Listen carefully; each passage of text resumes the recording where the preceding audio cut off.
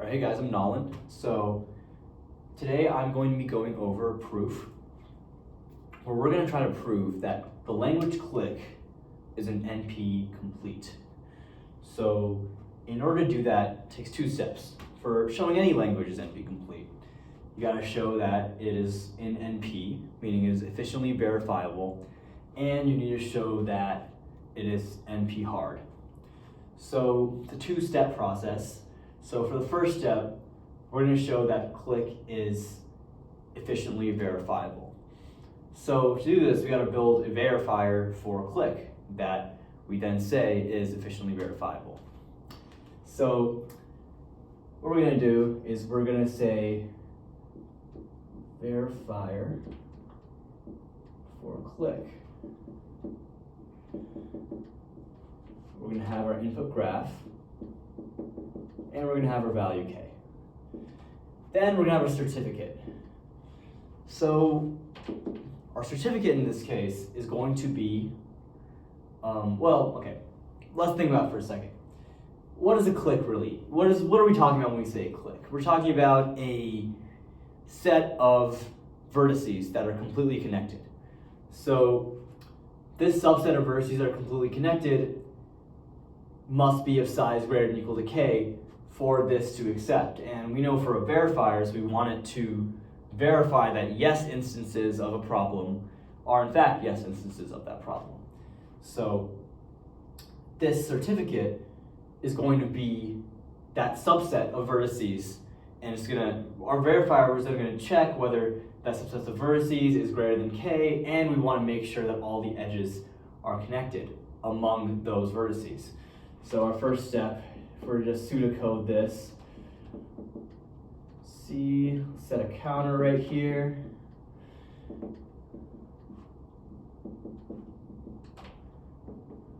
So if the number of elements in this, if it's less than our k value, it can't be a valid certificate, because if we give a certificate of vertices that's less than the vertices we need for it to accept the problem or accept the instance of the problem, then there's no way this certificate is valid. So we're going to reject it.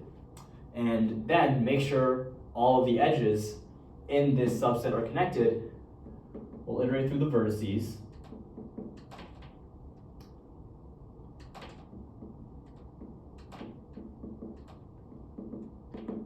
And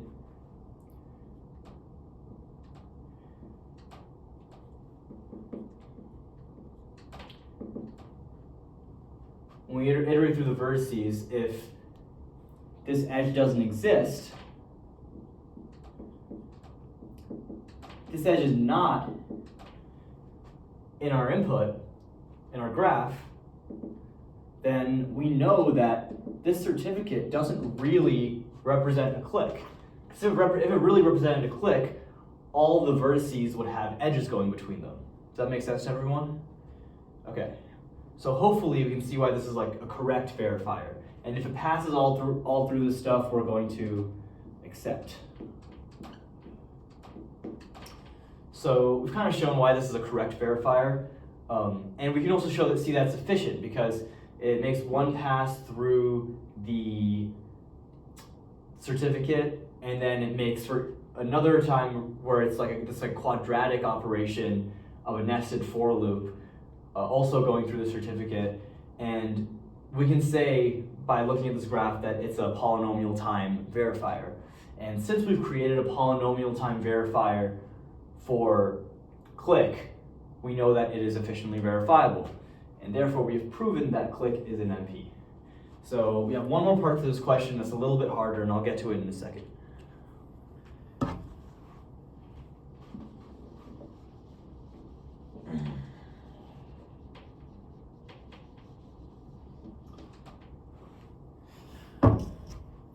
Okay, so now we gotta show that CLIQUE is NP hard. And for this, we're given a problem that we're saying is NP hard, which is independent set. And it's a very similar problem to CLIQUE, except instead of a CLIQUE, it's a set of vertices that are completely unconnected. There's no edges going between any of this set of vertices. So just draw this out in a graph, right? If you have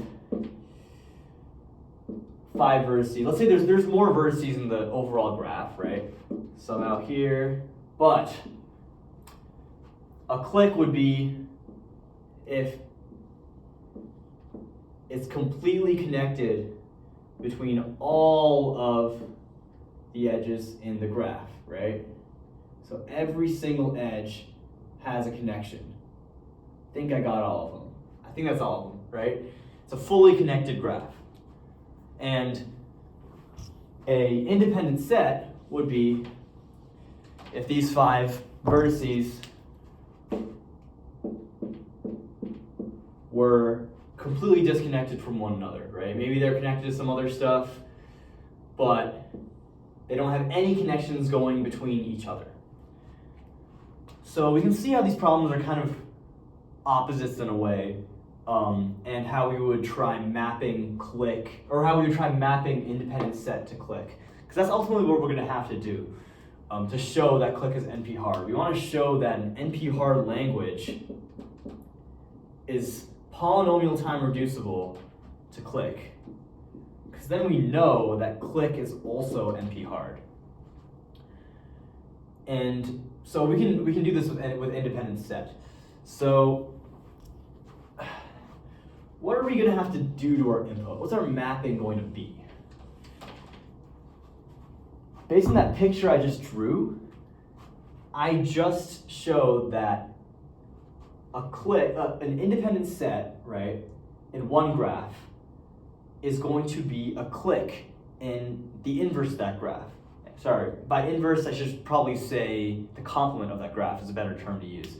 So, you know, if there's an independent set in one graph, right? So let's say this is the graph right here. These vertices form an independent set. If you make this the complement graph, meaning you remove all the edges that exist and add all the edges that don't exist, so you remove this edge, remove this edge, remove this edge, remove this edge, and remove this edge, and then you add all of these edges in here, right? All of these, you know, however many edges, what does this become? It's a CLIQUE. So we can see that an independent set in a graph is going to be a CLIQUE in this complement graph. So with that intuition right there, we are going to build our decider for independent set. And we're doing this because we want independent set, the NP-hard language, to be the easy language that we're building a decider for. So decider for independent set. Input have for k, and we're going to create this new graph. This new graph is going to have the same vertices as our independent set graph, right? But its edges, we're going to start off with just the empty set. Okay, we don't know exactly what edges we want to add to this graph right now. All we want to know is that we want this graph to be the complement of the graph we started off with. So basically, any edge that existed in this graph, we don't want it to exist in our new graph. And that's easy, right? Because we start with no edges. So already we have that. We're good there. But the other case, any edge we don't have in this graph, we want to have in this graph. And that's what our mapping is going to do. So, you know, for, it's going to be a very similar format. We're going to iterate through these edges.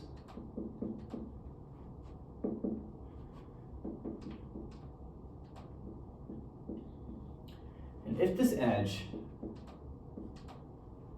is not in our input graph, right? Then basically, we want to add this edge to our new graph. And you know, if we do that for all the edges that don't exist, we're going to end up with the complement graph. So we want to say, add some space here. I want to say E prime is equal to E prime union UV. So can everyone kind of see like why we do that to make the complement graph? So we start with no edges and we add all the edges that don't exist in the original graph. And we should have the complement graph of the input here.